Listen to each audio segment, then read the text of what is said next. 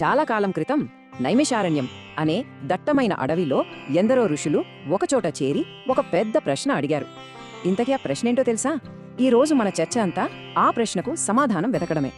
ఇదే వాళ్ల ప్రశ్న. విముక్తిని ప్రసాదించే శివుని పవిత్ర రూపాలు అసలు ఏవి? సరే, మరి ఆ ఋషులతో పాటు మనం కూడా ఆ దైవిక రూపాల వెనుక దాగున్న రహస్యాలని తెలుసుకునే ప్రయత్నం చేద్దాం.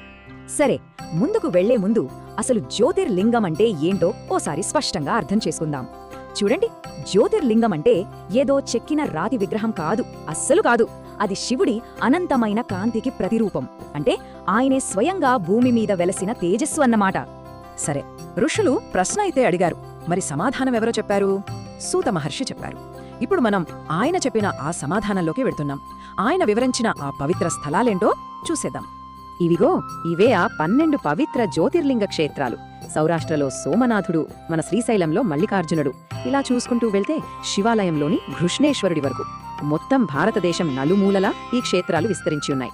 ఈ జాబితా చూస్తే మనకొక పూర్తి చిత్రం వస్తుంది. అయితే సమయం పరిమితంగా ఉంది కాబట్టి ఈ రోజు మనం వీటిలోంచి 3 చాలా ముఖ్యమైన కథల గురించి వివరంగా తెలుసుకుందాం. మన మొదటి కథ చంద్రుడికి సంబంధించిన ఒక ఖగోళ నాటకం. ఒక రకంగా చెప్పాలంటే చంద్రుడి అహంకారం, ఆ తరువాత శివుడి కరుణ చుట్టూ తిరిగే కథ ఇది. అదే సోమనాథుడి కథ. అసలు కథ ఇక్కడే మొదలవుతుంది. చంద్రుడికి 27 భార్యలు. వాళ్లందరూ దక్షుడి కూతుళ్లే, నక్షత్రాలు.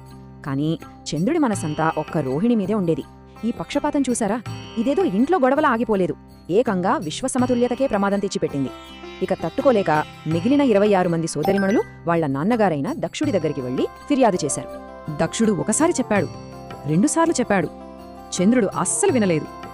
ఇంకేముంది, దక్షుడికి పట్టరాని కోపమొచ్చేసింది. వెంటనే నీవు క్షయవ్యాధితో క్షీణించిపోతావు అని శపించేశాడు. ఆ శాపం దెబ్బకి చంద్రుడు తన కాంతిని, తేజస్సుని నెమ్మదిగా కోల్పోవడం మొదలుపెట్టాడు. మరి శాపం నుంచి బయటపడాలి కదా, చంద్రుడు ఏం చేశాడు ఇక్కడ చూద్దాం. ఫస్ట్ పరిగెత్తుకుంటూ బ్రహ్మదేవుడి దగ్గరికి వెళ్లి సలహా అడిగాడు. ఆయన చెప్పినట్టుగా ప్రభాస తీర్థంలో 6 నెలల పాటు కఠోరమైన తపస్సు చేశాడు. ఆ సమయంలో నిరంతరాయంగా శక్తివంతమైన మృత్యుంజయ మంత్రాన్ని జపిస్తూనే ఉన్నాడు. చివరికి అతని అచంచల భక్తికి శివుడు కరిగిపోయాడు, ప్రత్యక్షమయ్యాడు. ఇది అతని అంకిత భావానికి నిజమైన నిదర్శనం కదా. అయితే ఇక్కడ ఒక విషయం గమనించాలి. దక్షుడి శాపాన్ని పూర్తిగా వెనక్కి తీసుకోవడం సాధ్యం కాలేదు. కానీ శివుడు దానికొక పరిష్కారం, ఒక రాజీ మార్గాన్ని చూపించాడు. చంద్రుడు 15 రోజులు క్షీణిస్తాడు, ఆ తర్వాత మళ్లీ 15 రోజులు పెరుగుతాడు. మనం ఈ రోజు చూసే చంద్రుడి కలలు, పౌర్ణమి, అమావాస్య అన్నీ ఈ సంఘటన వల్లే వచ్చాయి. ఇది శివుడి కరుణకి, విశ్వ సమతుల్యతను కాపాడే ఆయన శక్తికి ఒక గొప్ప ఉదాహరణ. అలా చంద్రుడి తపస్సు మొదటి జ్యోతిర్లింగం ఆవిర్భవించడానికి కారణమైంది. దేవతలందరూ కోరడంతో శివుడు కేవలం చంద్రుడిని రక్షించి వెళ్లిపోలేదు, ఆ పవిత్ర స్థలంలో సోమనాథ జ్యోతిర్లింగంగా శాశ్వతంగా ఉండిపోయాడు. చూసారా, ఈ కథ మనకు వినయం ఎంత ముఖ్యమో, దైవిక కరుణ ఎంత గొప్పదో నేర్పిస్తుందో. సరే, చంద్రుడి కథ అయిపోయింది. ఇప్పుడు ఖగోళ నాటకం నుంచి కొంచెం పక్కకి వచ్చి కుటుంబం, జ్ఞానం, దైవిక చతురత, ఇవి అన్నిటితో నిండిన మరో అద్భుతమైన కథలోకి వెళ్దాం. అదే మల్లికార్జునుడి కథ. ఈ కథలో అసలు సమస్య ఏంటంటే, 2 అన్నదమ్ములు, గణేశుడు, కార్తికేయుడు. ఇద్దరిలో ఎవరికి ముందు పెళ్లి చెయ్యాలి? ఇది వాళ్ళ తల్లిదండ్రులకు వచ్చిన ప్రశ్న. దానికి వాళ్ళొక దైవిక పరీక్ష పెట్టారు. అది కేవలం పరుగు పందెం కాదు, తెలివితేటల పరీక్ష కూడా. ఇక్కడ 2 సోదరుల మధ్య ఉన్న తేడా ఎంత స్పష్టంగా కనిపిస్తుందో చూడండి. కార్తికేయుడు తన బలాన్ని నమ్మి వెంటనే నెమలి మీద ప్రపంచాన్ని చుట్టి రావడానికి బయలుదేరాడు. మరోవైపు గణేశుడు ఎక్కడికి వెళ్లలేదు, తన తల్లిదండ్రుల దగ్గరే ఉండిపోయాడు. ఆయన ఎంచుకున్న మార్గం వేరు, అది జ్ఞానంతో కూడుకున్నది. ఇది గణేశుడికి విజయాన్నందించిన ఆలోచన. నా తల్లిదండ్రులే ఈ విశ్వం, వాళ్లకు ప్రదక్షిణ చేస్తే విశ్వానికి ప్రదక్షిణ చేసినట్టే అని ప్రకటించాడు. చూడండి, అతను సమస్యను పరిష్కరించలేదు, సమస్యనే పునర్నిర్వచించాడు. ఎంత గొప్ప జ్ఞానం! ఇక ఫలితమేంటో ఊహించొచ్చు. గణేశుడే విజేత. ఇది తెలిసి విశ్వమంతా తిరిగి వచ్చిన కార్తికేయుడికి చాలా కోపం, బాధ కలిగాయి. ఆ ఆవేశంలో ఆయన క్రౌంచ పర్వతానికి వెళ్లిపోయాడు. ఈ మలుపు వల్లే మరో జ్యోతిర్లింగం ఆవిర్భవించింది. ఇది చివరికి ఒక తల్లిదండ్రుల ప్రేమ కథగా మారుతుంది. కొడుకుని ఓదార్చటానికి శివపార్వతులిద్దరూ ఆ పర్వతం మీదకి వెళ్లి మల్లికార్జున జ్యోతిర్లింగంగా వెలిశారు.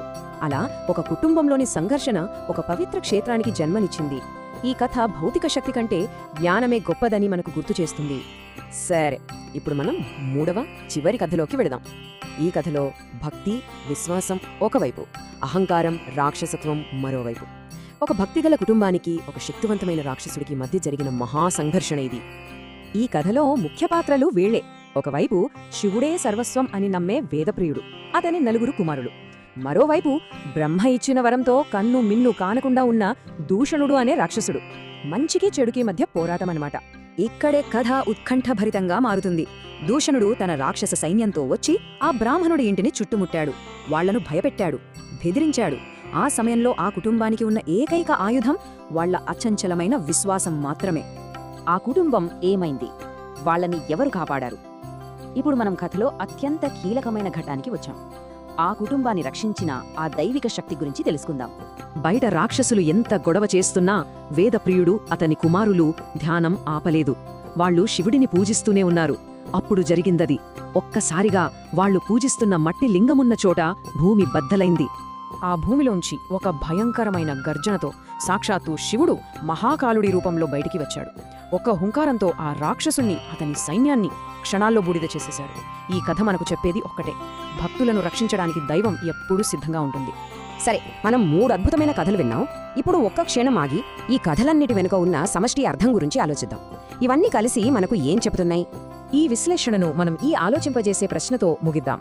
ఒక ప్రదేశం ఒక కథ వల్ల పవిత్రమైనప్పుడు ఏది ఎక్కువ నిజం? అక్కడ మనకు కనిపించే రాయి నిజమా, లేక ఆ రాయి వెనక ఉన్న కథ నిజమా? దీని గురించి ఆలోచిస్తూ ఉండండి. శివోహం.